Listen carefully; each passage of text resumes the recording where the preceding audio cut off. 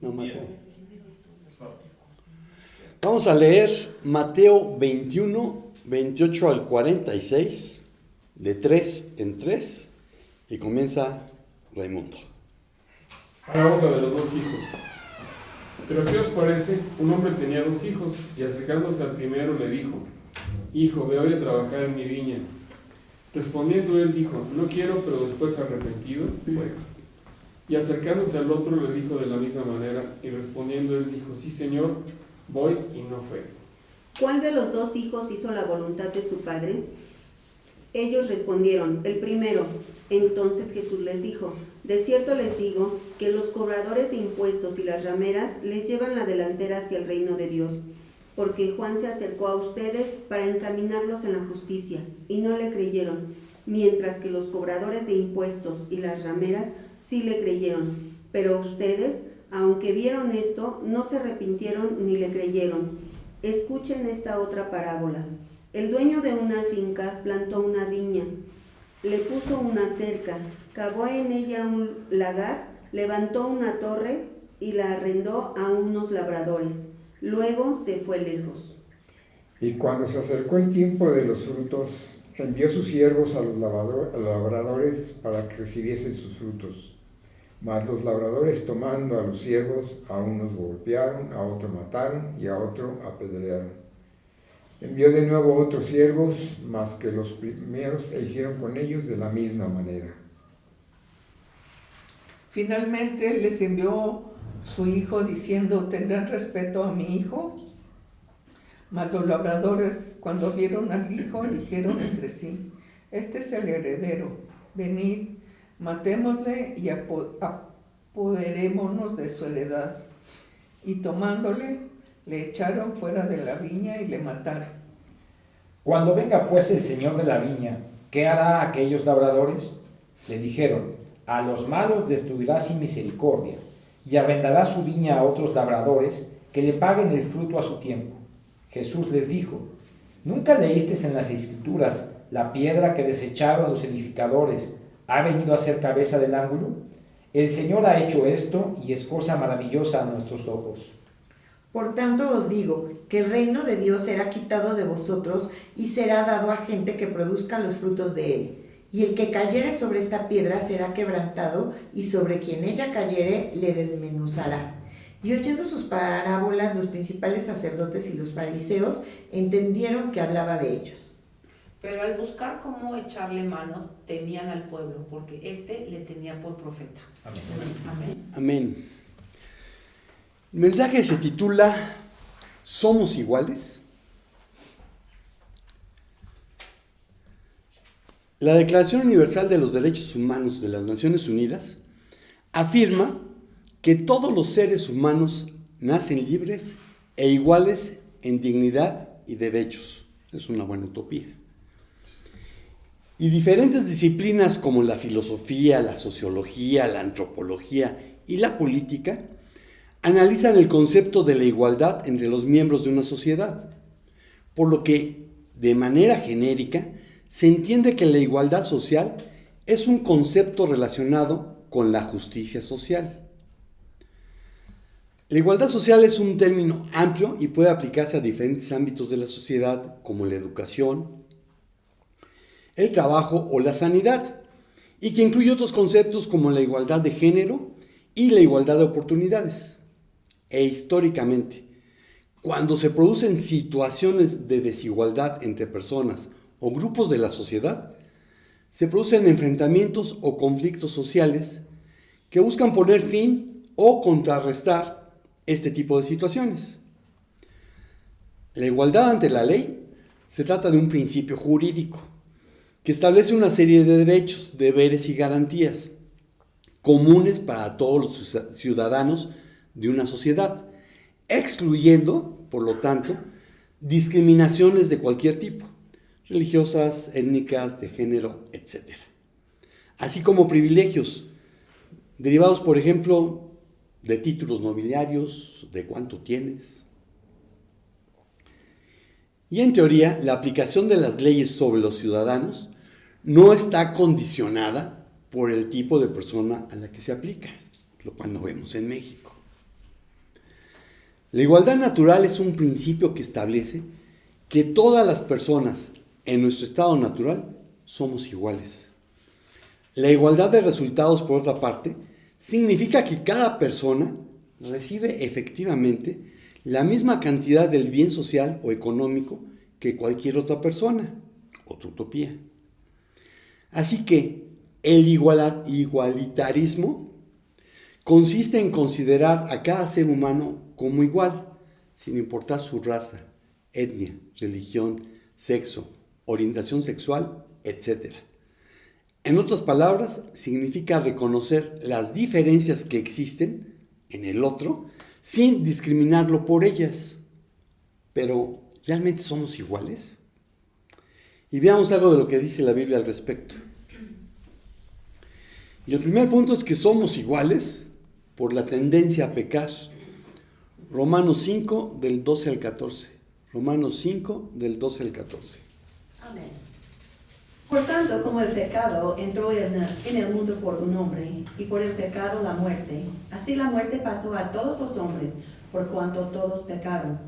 Pues antes de la ley había pecado en el mundo, pero donde no hay ley, no se inculpa de pecado.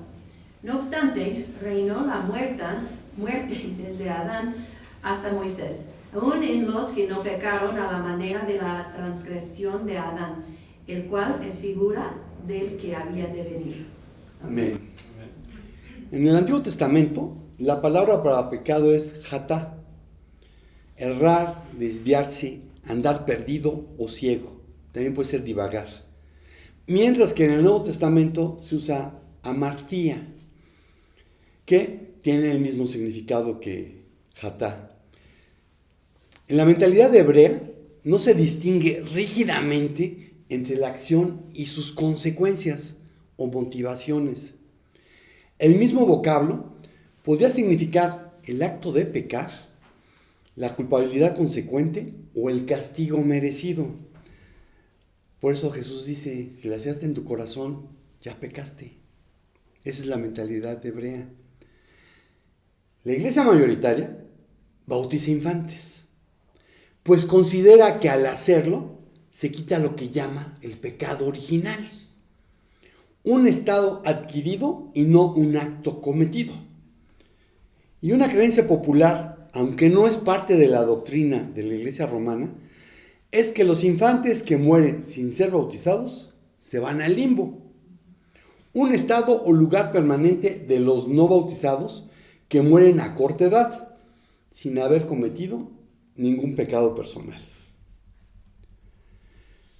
Joseph Aloysius Ratzinger, conocido también como Benedicto XVI, en 1984, cuando aún era cardenal y ejercía de prefecto de la Congregación para la Doctrina de la Fe, entiéndase el Santo Oficio, afirmó que el limbo era solo una hipótesis teológica y que lo mejor sería no tenerlo en cuenta. Entonces, es que Agustín de Hipona, que vivió del 354 al 430 después de Cristo, estaba en lo correcto al decir que los niños que morían sin haber sido bautizados se iban al infierno. Si vamos a una verdadera autoridad, se pueden evitar hipótesis y elucubraciones no bíblicas. Vamos a Marcos 10, 13 al 16. Marcos 10, 13 al 16. Amén. Y le presentaban niños para que los tocase, y los discípulos reprendían a los que los presentaban. Viéndolo, Jesús se indignó y les dijo: dejad a los niños venir a mí, y no se lo impidáis, porque de los tales es el reino de Dios. De cierto os digo que el que no recibe el reino de Dios como un niño, no entrará en él. Y tomándolos en los brazos, poniendo las manos sobre ellos, los bendecía. Ok, entonces esto significa que un niño no peca. No, no es así, porque todo descendiente de Adán heredó la tendencia a pecar, a rebelarse contra Dios, y desde la más tierna infancia la manifiesta. Pero mientras no tenga la capacidad de discernir moralmente entre el bien y el mal, no se le inculpa de pecado. Vean Isaías 7 del 15 al 16.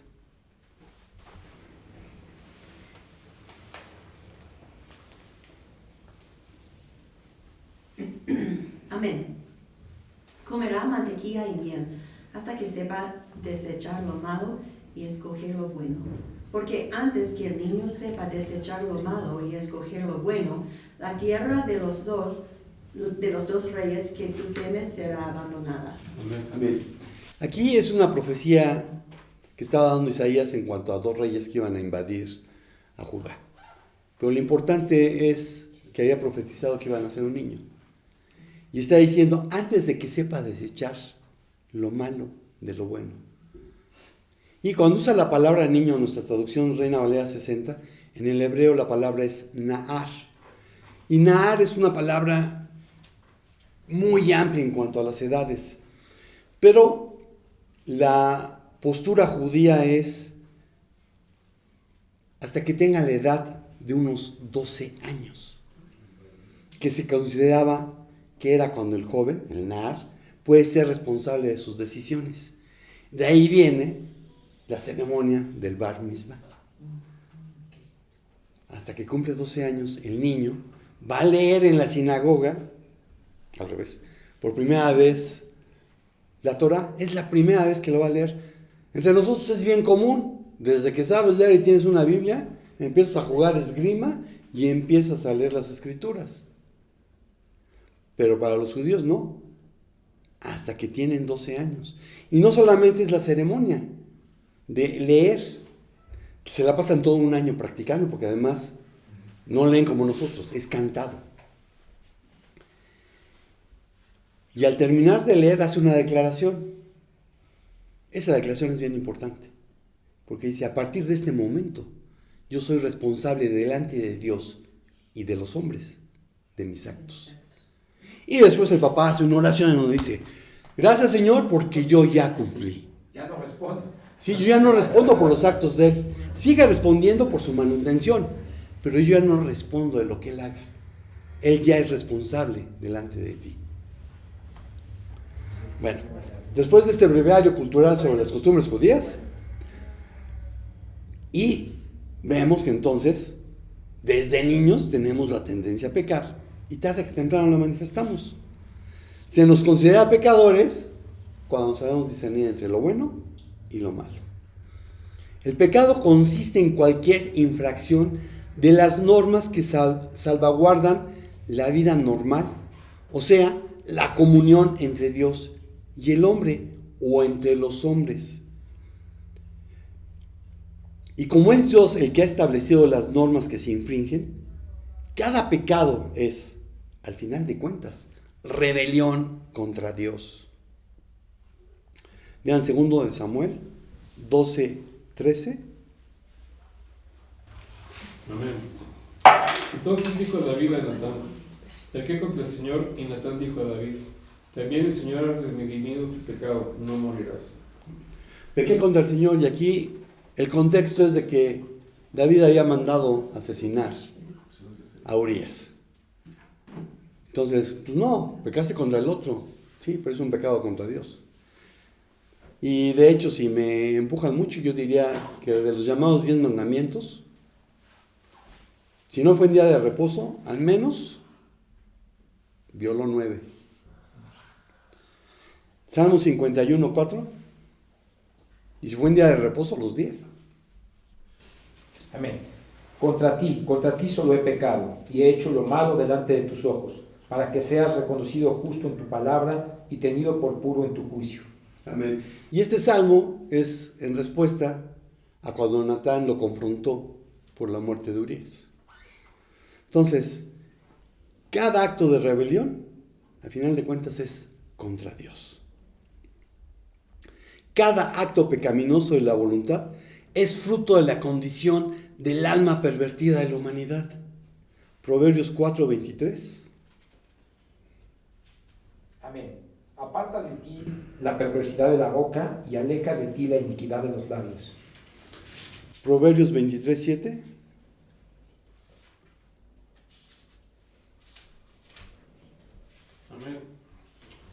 Porque cuál es su pensamiento en su corazón, tal es él.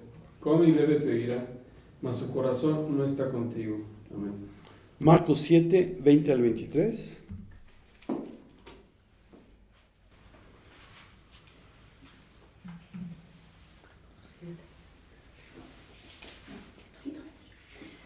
Amén.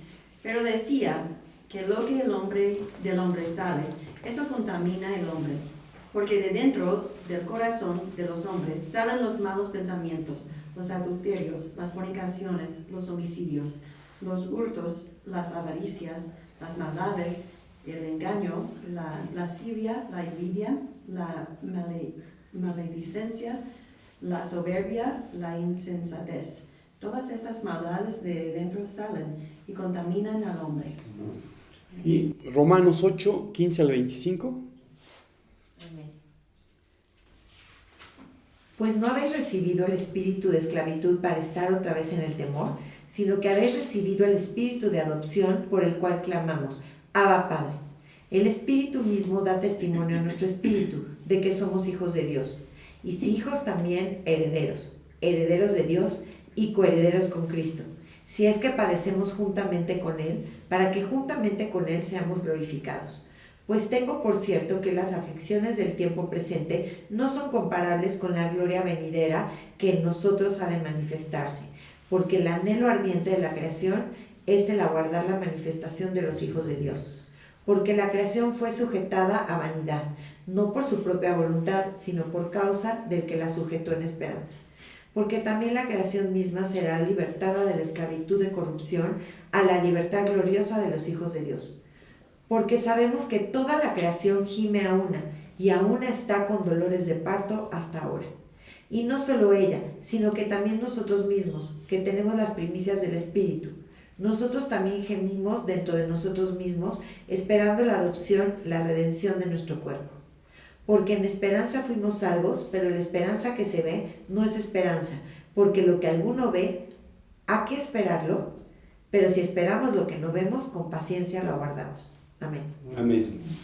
Entonces, esta condición del alma pervertida de la humanidad contradice la idea de Jacques Rousseau del buen salvaje, de que el ser humano es bueno por naturaleza. No es cierto, la Biblia dice otra cosa. La Biblia habla de que nuestra condición es una condición depravada, que tenemos la incapacidad de evitar el pecado y hacer el bien sin la ayuda de Dios. Podemos decir que pecado es aquel poder misterioso primordial que se opone por naturaleza a Dios y a su buena voluntad para con el hombre, así como también todo el conjunto de manifestaciones y consecuencias trágicas del mismo.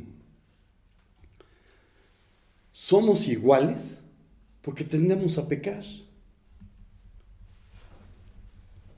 Otra cosa en la que somos iguales es por la necesidad de un Salvador. Romanos 5, 15 al 21. Romanos 5, 15 al 21. Amén. Pero el don no fue como la transgresión, porque si por la transgresión que de aquel unos murieron los muchos, abundaron muchos más para los muchos la gracia y el don de Dios, por la gracia de un hombre, Jesucristo.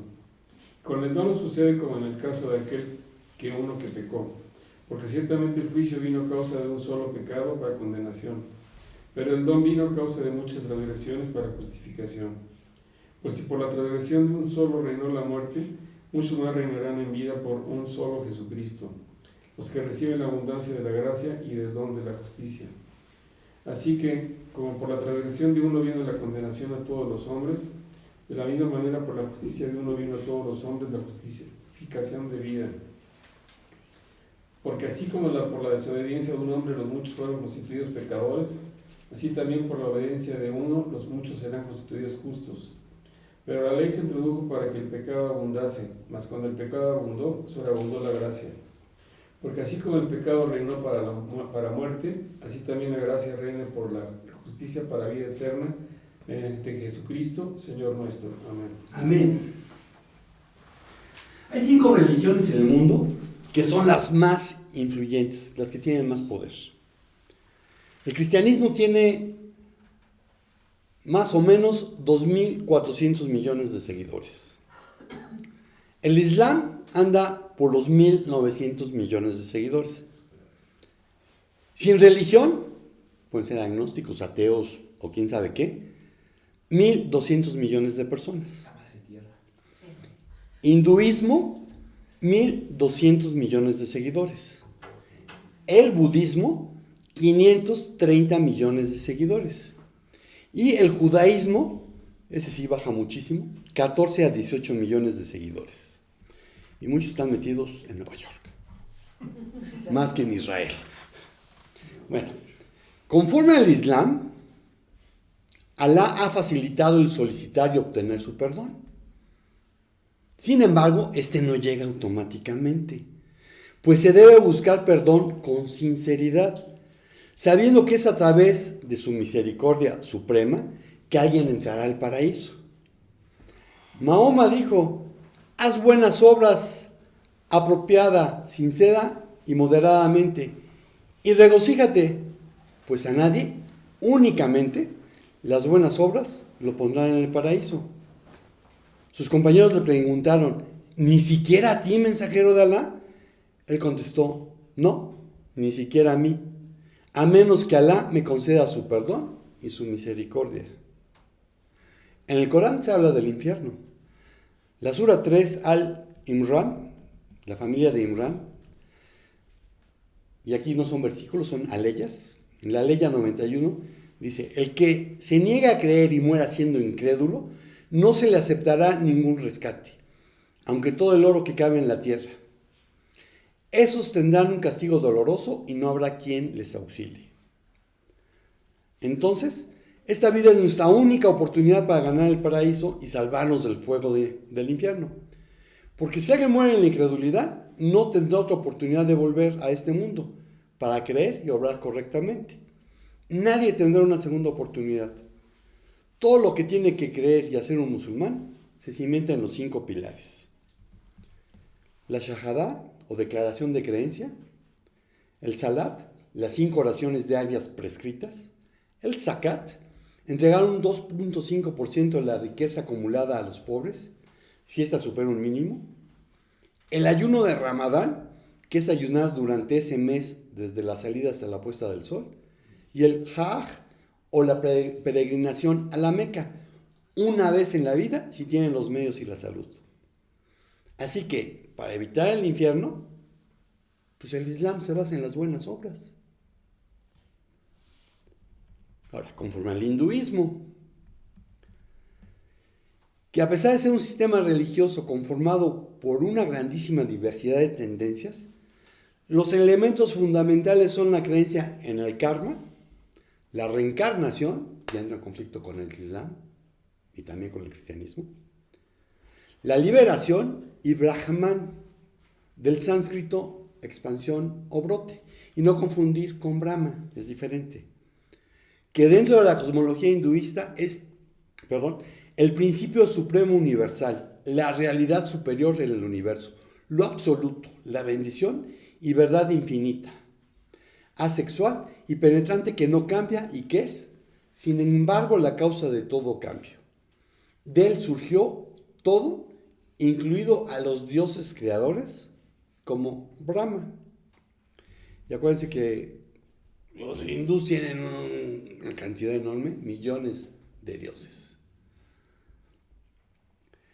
Los hinduistas no conciben al hinduismo como una religión, sino como un estilo de vida y una cosmogonía. Por ello se refieren a este como Sanatana Dharma, que quiere decir tradición o camino eterno. Y de una vez agarro el budismo, que es una derivación del hinduismo, por lo que ambos hablan de alcanzar el nirvana, un estado de liberación que alcanza al ser humano cuando concluye su búsqueda espiritual, ya que se ve libre de ataduras. Un estado propio de religiones como el hindú, la budista y el moksha del jainismo, que es otra derivación. Buda predicó que el nirvana, el estado de felicidad perpetua, está dentro de uno mismo y se alcanza a través de la rectitud, la buena conducta, el esfuerzo y la contemplación. La enseñanza más importante de Buda son las 4 nobles verdades, compartidas por todas las sectas budistas con algunas variantes. Las 4 verdades son dukkha, la verdad del sufrimiento, el sufrimiento de dukkha, las causas del sufrimiento, la extinción de dukkha, el fin del sufrimiento, y el camino que lleva a la extinción de dukkha, el camino hacia la libertad del sufrimiento. Los budistas no tienen concepto alguno sobre el pecado, sino que consideran que la causa del sufrimiento humano es la ignorancia. Una enseñanza fundamental del budismo es el karma, que es una ley de retribución moral. Cualquier tipo de acción intencional o volitiva, pensamiento, palabra u obra, se considera karma. El karma lleva al samsara y exige la necesidad del nirvana. Y el nirvana puede traducirse como la extinción o cesación del sufrimiento desde su origen sánscrito.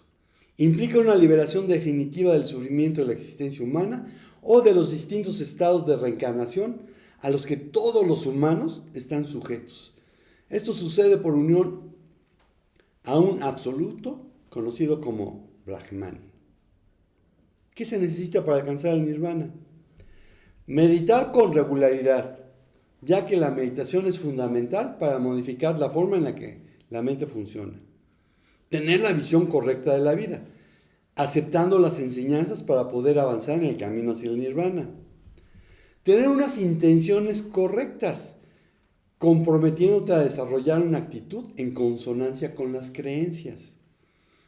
Hablar con palabras correctas, sin chismorrear, calumniar, mentir o hablar con rudeza. Realizar acciones correctas surgidas de la mente y del corazón. Tratar bien a las personas del entorno y a uno mismo. Elegir un estilo de vida correcto, escogiendo una profesión que encaje con los valores y creencias. Una vez más, se basan en las buenas obras. De lo contrario, se acumula karma, alejándose de la posibilidad de alcanzar el nirvana. Y de hecho, cuando a un budista convencido le hablas del cristianismo, lo que te va a decir es: ¡ah, qué bueno! Tú ya encontraste tu camino, pero el mío es otro. Y recordemos que Buda dijo: no hay que estar reencarne y reencarne, lo puedes hacer en una sola, que es lo que el hinduismo propone, una cantidad enorme de reencarnaciones para eliminar karma. Buda dijo: no, te puedes ahorrar todo ese proceso, lo puedes hacer en una sola. Perfecto, gordito, ¿cómo le hago? Y el gordito dijo: yo ya encontré mi camino, tú tienes que encontrar el tuyo. Muchas gracias, gordito, no me serviste de nada. Tenemos el judaísmo.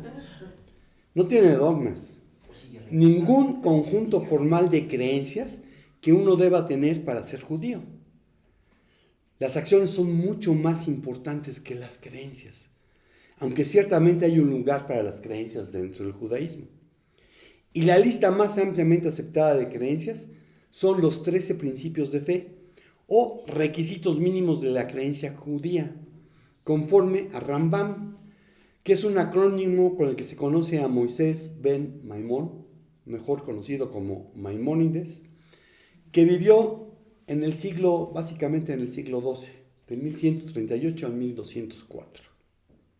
Y sus 13 principios dicen: Dios existe, de acuerdo. Dios es uno y único, de acuerdo. Dios es incorpóreo, de acuerdo. Dios es eterno, de acuerdo. La oración debe dirigirse solo a Dios y a ningún otro, de acuerdo. Las palabras de los profetas son verdaderas, de acuerdo. Las profecías de Moisés son verdaderas y Moisés fue el más grande de los profetas. Podríamos discutir. La Torá escrita, el Pentateuco, y la Torá oral, enseñanzas contenidas en el Talmud y otros escritos, fueron entregadas a Moisés. Bueno, el rollo de la Torá oral lo tendríamos que discutir. No habrá otra Torá. podemos estar de acuerdo. Dios conoce los pensamientos y las acciones de los hombres, de acuerdo. Dios recompensará a los buenos y castigará a los malvados. Pues sí y no. El Mesías vendrá, pues ya vino. Va a volver, ¿sí? Los muertos resucitarán, de acuerdo. Y entre las costumbres se encuentran que en la víspera de Rosh Hashanah, el año nuevo, al regresar del servicio en la sinagoga, tradicionalmente se saludan diciendo Leshana Tová Tikatev Be Tijatem, que seas escrito y sellado para un buen año. En Rosh Hashanah se desean que Tivá Bejatimá Tová, una buena inscripción y sellamiento. ¿Sellado dónde? En el libro de la vida. Su creencia es que desde el mediodía en Rosh Hashanah su destino ya está escrito. Y hasta Yom Kippur, que son 10 días, cuando su destino para el próximo año debe ser sellado, se desean Gemar Hatimá Tová, un buen sellamiento final. Y veamos esto de Yom Kippur, Levítico 23, 27 al 28. Levítico 23, 27 al 28. Amén. A los 10 días de este mes séptimo será el día de expiación. Tendréis santa convocación y afligiréis vuestras almas y ofreceréis ofrenda encendida a Jehová. Ningún trabajo haréis en este día, porque es día de expiación, para reconciliaros delante de Jehová vuestro Dios. Amén. Yom Kippur es el día más importante para los judíos. No en balde por eso los árabes atacaron en Yom Kippur. Perdieron.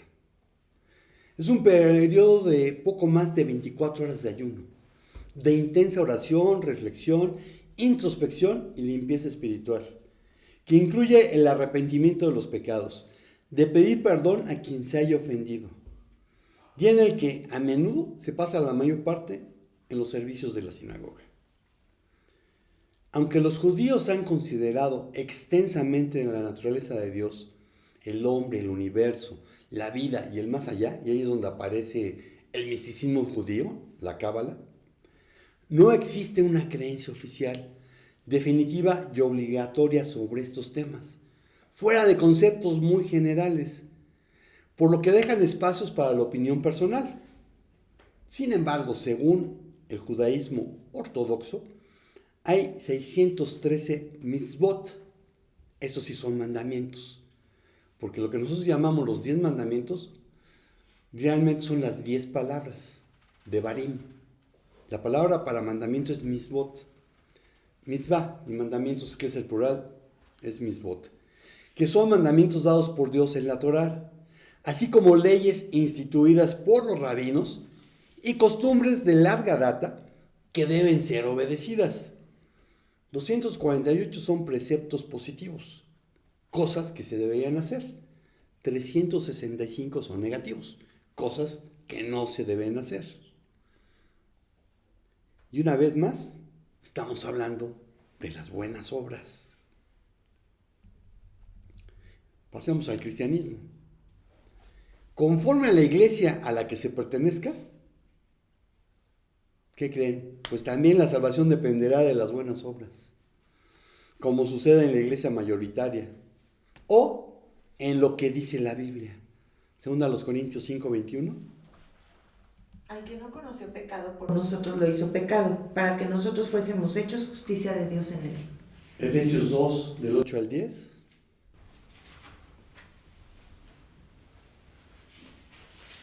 Amén.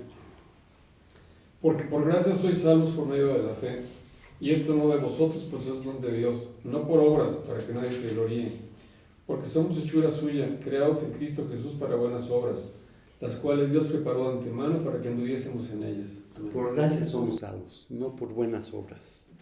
Las buenas obras son consecuencia de haber sido salvados. Romanos 10, del 8 al 13.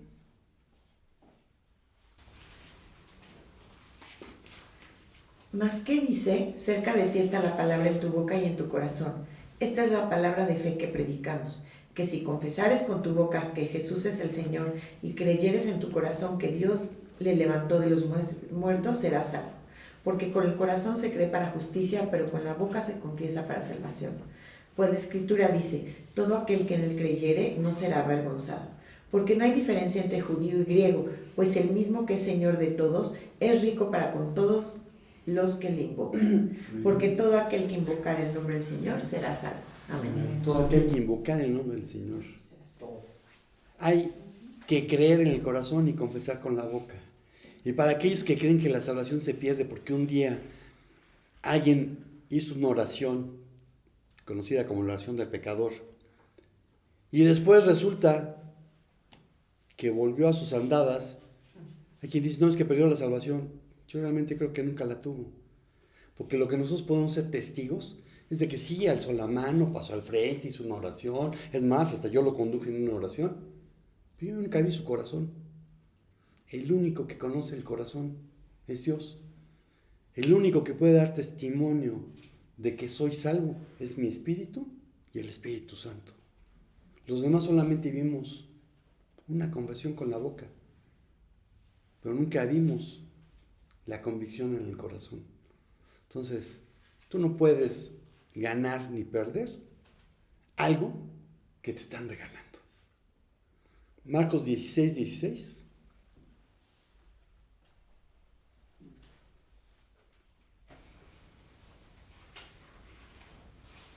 Amén. El que creyere y fuere bautizado será salvo, mas el que no creyere será condenado. Por tanto, nadie será justificado en presencia de Dios por hacer las obras que exige la ley. Más bien, mediante la ley, cobramos conciencia del pecado. Somos iguales porque necesitamos que Jesús nos salve. Por eso es necesario llevar las buenas nuevas de salvación a los hinduistas, a los judíos, a los budistas y a toda esa parte del mundo que se considera la ventana 1040, que es donde el cristianismo no ha llegado, donde nunca se ha oído hablar de Cristo. 2,000 millones de personas, de los 7,000 millones que hay en el mundo. Y hay cosas por las que no somos iguales. Punto 3, por las decisiones tomadas. Juan 3, 16 al 21.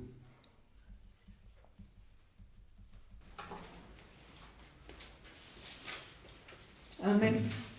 Porque de tal manera amó Dios al mundo que ha dado a su Hijo unigénito, para que todo aquel que en él cree no se pierda, mas tenga vida eterna.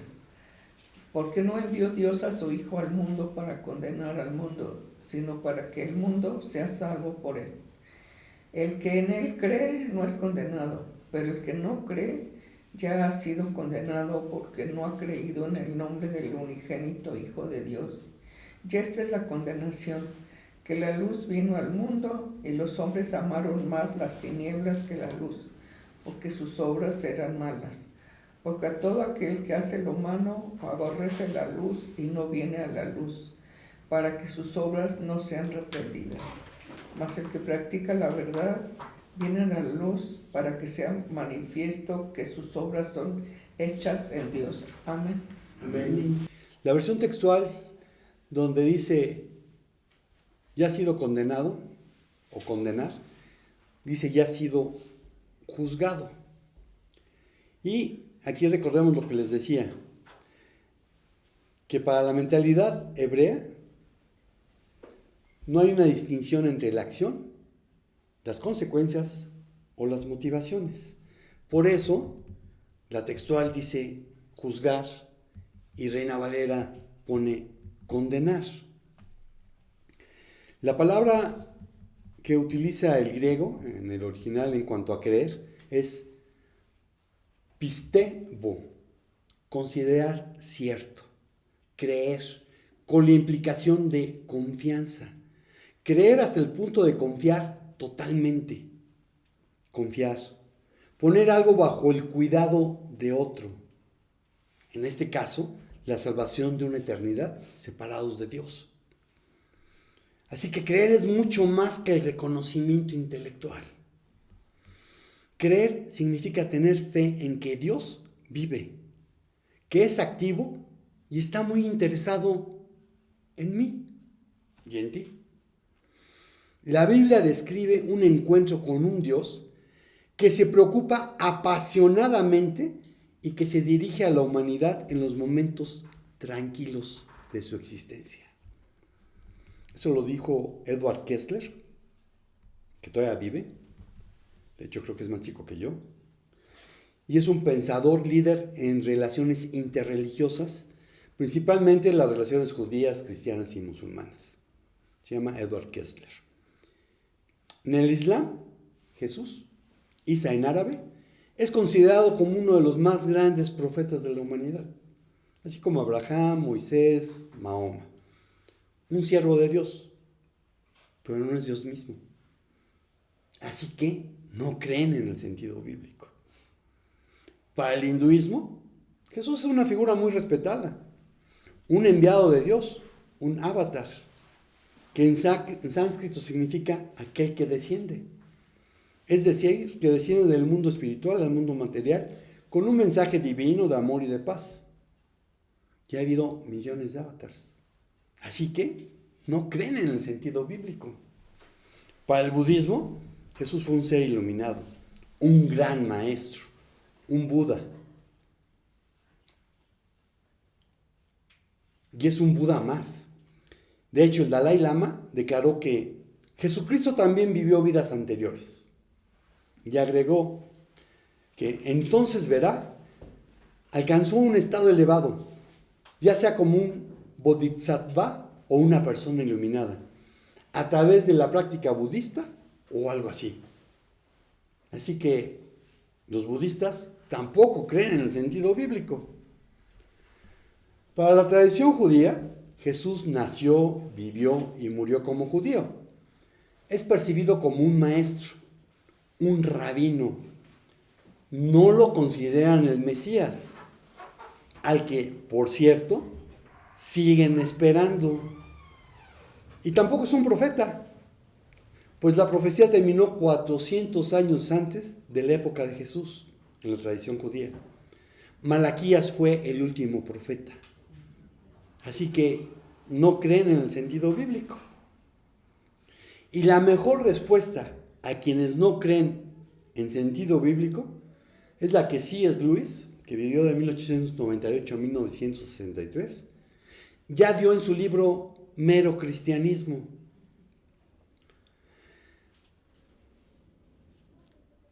Estamos tratando aquí de evitar que alguien diga la mayor de las tonterías, que a menudo se ha dicho en cuanto a él. Estoy dispuesto a aceptar a Jesús como un gran maestro de moral, pero no acepto su afirmación de que era Dios. Esto es algo que no deberíamos decir. El hombre que sin ser más que hombre haya dicho la clase de cosas que Jesús dijo, no es un gran moralista. O bien es un lunático que está al mismo nivel del que dice que es un huevo o el diablo del infierno. Puedes hacer tu elección. O bien este hombre era y es el Hijo de Dios, o era un loco o algo peor. Escarnécele como a un insensato.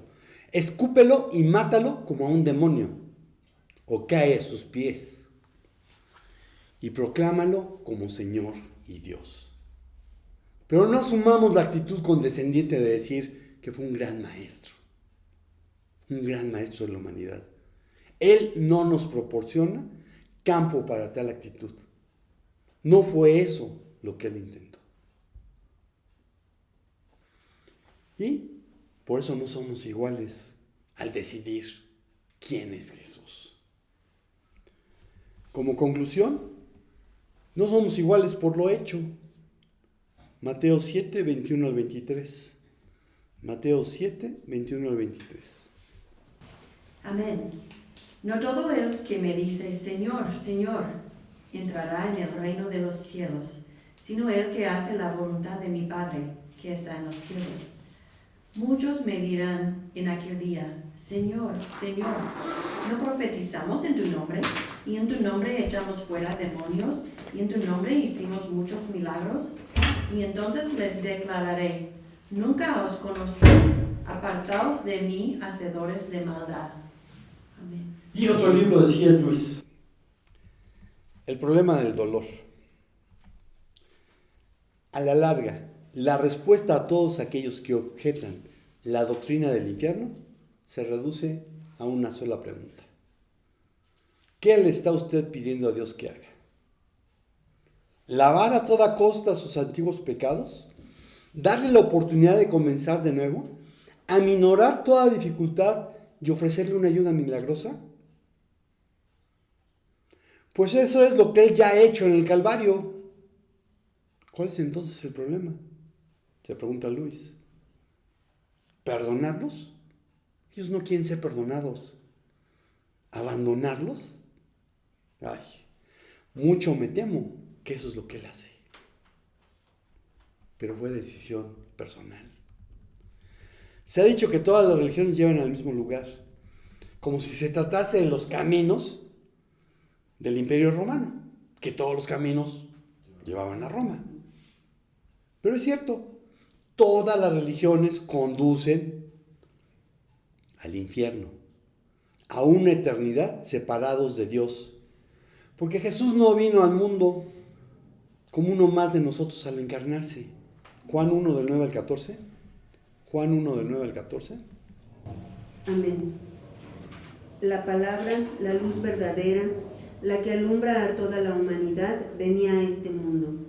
En el mundo, en el mundo estaba y el mundo fue hecho por ella, pero el mundo no la conoció.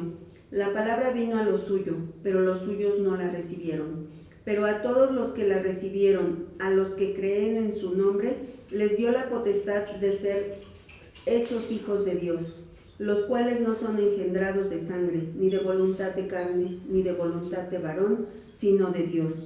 Y la palabra se hizo carne y habitó entre nosotros, y vimos su gloria, la gloria que corresponde al unigénito del Padre, llena de gracia y de verdad. Amén.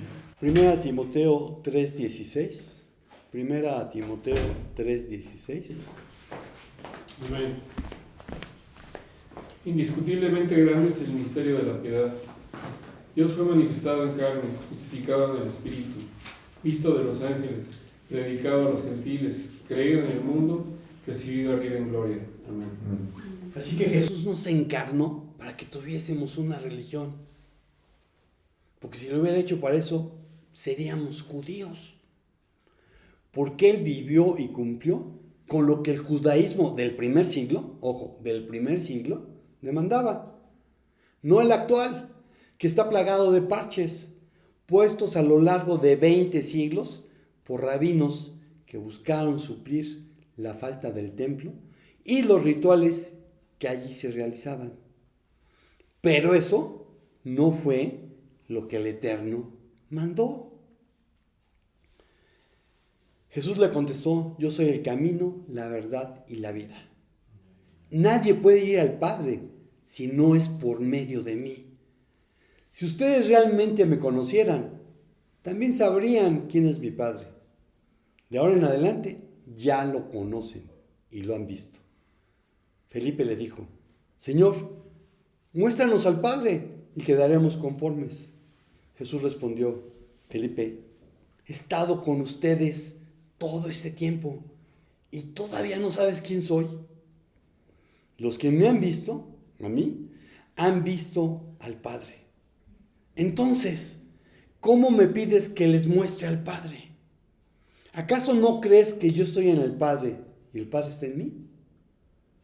Las palabras que yo digo no son mías, sino que mi Padre, quien vive en mí, hace su obra por medio de mí. Solo crean que yo estoy en el Padre y el Padre está en mí. O al menos crean por las obras que me han visto hacer. Eso viene en Juan 14, del 6 al 11. Y la versión que leí fue la Nueva Traducción Viviente. Jesús se vació de su divinidad, Vean Filipenses 2, del 5 al 11. Filipenses 2, del 5 al 11. Amén. Que haya en ustedes el mismo sentir que hubo en Cristo Jesús, quien siendo en forma de Dios no estimó el ser igual a Dios como cosa a que aferrarse, sino que se despojó a sí mismo y tomó forma de siervo, y se hizo semejante a los hombres. Y estando en la condición de hombre, se humilló a sí mismo y se hizo obediente hasta la muerte, y muerte de cruz, por lo cual Dios también lo exaltó hasta lo sumo, y le dio un nombre que es sobre todo nombre, para que en el nombre de Jesús se doble toda rodilla de los que están en los cielos y en la tierra y debajo de la tierra, y toda lengua confiese que Jesucristo es el Señor, para gloria de Dios el Padre. Amén. Amén. Jesús se despojó de su divinidad, se vació para mostrarnos la manera de vivir que Dios espera de nosotros, para restaurar la relación cercana, íntima, de amor con Él, que el ser humano tenía en el jardín del Edén, hasta que desobedeció y le entregó el mundo al diablo. Muchos han caído en el error de los deístas, reconocer que Dios ha creado el universo, pero no creer en su intervención posterior para orquestar su destino, y lo ven lejano, desentendido, sin que el ser humano le importe, mucho menos sus vicisitudes. Pero no es así. Dios no está apartado ni distante, sino apasionado y presente. Esto lo dijo un rabí inglés, el rabí Lord Jonathan Sacks. Aquellos a quienes no les interesa tener un Dios cercano, se conforman, en el mejor de los casos, con cumplir los ritos de una religión, con asistir a la iglesia religiosamente cada domingo. Pero algo que Agustín de Hipona sí entendió es que nos has hecho para ti y nuestro corazón está inquieto hasta que no repose en ti. No confundirme con una deidad, perderme como en el nirvana, sino compartir con un ser que me ama por toda la eternidad. Para Dios, los seres humanos somos iguales. Pecadores que necesitan reconocer a Jesús como su único y suficiente Salvador. Pero no somos iguales en la decisión que tomamos. Creer en Él al grado de hacer lo que Él nos manda. O solo pretender que por tener una religión se es creyente. Pero tampoco somos iguales, no solo por el don o dones recibidos, sino por la obediencia a dejarnos usar en la gran comisión. Hechos 1 del 7 al 8. Hechos 1 del 7 al 8. Amén. Y les dijo, no os toca a vosotros saber los tiempos o las sazones que el Padre puso en su sola potestad. Pero recibiréis poder cuando haya venido sobre vosotros el Espíritu Santo, y me seréis testigos en Jerusalén, en toda Judea, en Samaria y hasta lo último de la tierra. Amén. Mateo 28, 18 al 20. Amén. Y Jesús se acercó y les habló diciendo, toda potestad me es dada en el cielo y en la tierra. Por tanto, id y haced discípulos a todas las naciones, bautizándolos en el nombre del Padre y del Hijo y del Espíritu Santo, enseñándoles que guarden todas las cosas que os he mandado. Y he aquí, yo estoy con vosotros todos los días hasta el fin del mundo. Amén. En el juicio del trono blanco, Apocalipsis 20 del 11 al 15.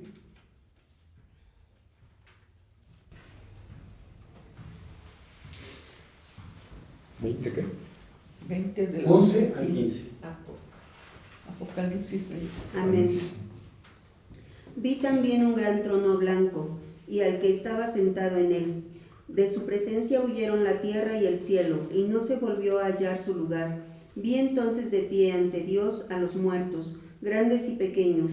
Unos libros fueron abiertos y después otros más, que es el libro de la vida.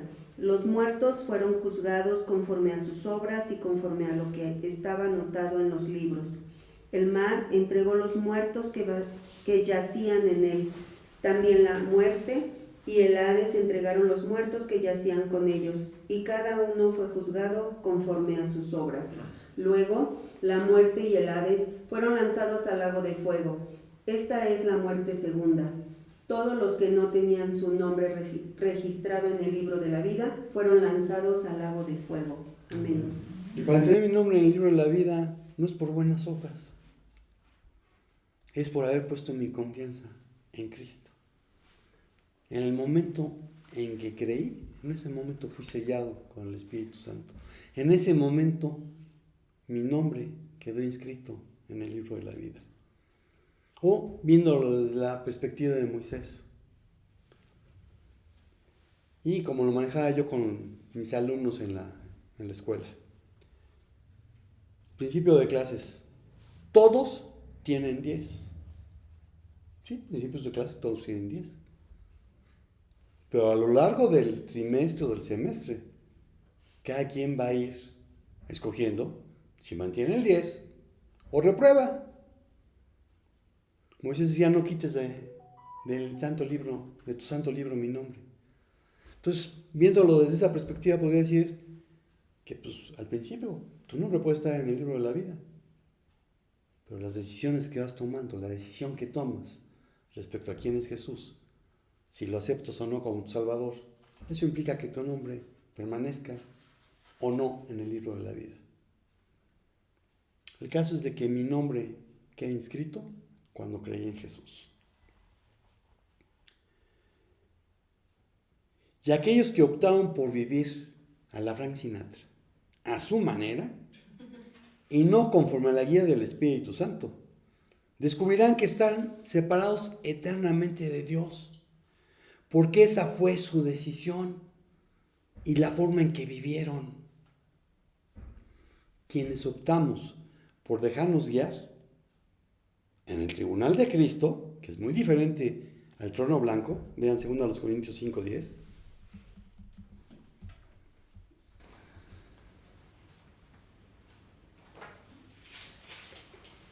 Amén. Porque es necesario que todos nosotros comparezcamos ante el tribunal de Cristo, para que cada uno reciba según lo que haya hecho mientras estaba en el cuerpo, sea bueno o sea malo. Amén. Y este tribunal de Cristo es posterior al juicio del trono blanco. Podríamos decir que nosotros ya fuimos juzgados en la cruz. El juicio del trono blanco nosotros lo vivimos en la cruz. Y al creer en Jesús, en la cruz fuimos justificados. Entonces el juicio del trono blanco es algo que personalmente no me preocupa. ¿Por qué? Ya fui justificado. Me preocupan los que no han creído. Por eso hay que cumplir la gran comisión. Bueno, pues ya la libré. Sí. Pero hay quienes se conforman con pasar de panzazo. Bueno, mi mamá me dijo que yo no era de 6, yo no era de 7, es más, ni siquiera de 8. Yo era de 9 y de 10. En el tribunal de Cristo vamos a ver si tú eres de los de panzazo o de los de 9 o de 10. Porque ahí sabremos qué tanto obedecimos y nos dejamos usar mediante los recursos, talentos y dones recibidos. ¿Para qué? Para edificar el cuerpo de Cristo y para extender su reino hasta lo último de la tierra. Y concluyo con una pregunta. ¿Eres igual a quien obedece o a quien no lo hace? Amén. Y Señor, pues te damos gracias porque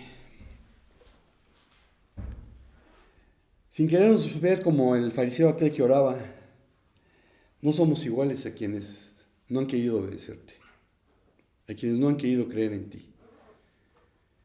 Te damos gracias porque en algún momento tomamos esa decisión de depositar nuestra fe en Jesucristo como nuestro Salvador. Pero Señor, también tenemos que pedir perdón porque Aún habiendo creído en ti, no obedecemos al 100%.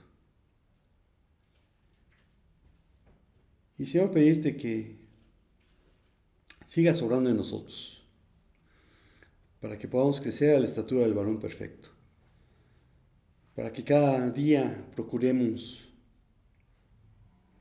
estar llenos del Espíritu Santo, permitir que el Espíritu Santo nos llene y no lo que nuestro yo, lo que el mundo o el enemigo quiere poner en nosotros, para poder rendir buenas cuentas en el tribunal de Cristo. Gracias por tu salvación, pero Señor, pone en nosotros el querer como el hacer, para ir y buscar a aquellos que nunca han oído de ti, para dejarnos usar a través de nuestros dones, talentos y recursos, para alcanzar a los que todavía no te conocen, para los que todavía no creen, para los que están muy cómodos viviendo en una religión, para aquellos que creer en Dios es optativo y lo contento yendo el domingo. Gracias, Señor, por tu cuidado, por tu amor y por tu don inefable, por el Espíritu Santo. Gracias por habernos hecho tu templo, por morar en nosotros. En el nombre de Jesús. Amén. Y amigo, hermano de internet, pues una vez más la pregunta: ¿eres igual a quien obedece o a quien no lo hace? No basta con una religión. Hay que tener una relación personal, cercana, íntima de amor con Dios. Hay que obedecer a pesar de uno mismo. Hay que dejarse usar por el Espíritu Santo. Y si no has nacido de nuevo, te invito a que dejes atrás tu religión y veas que es mejor tener una relación con Cristo. Estamos despedidos. Shalom, shalom.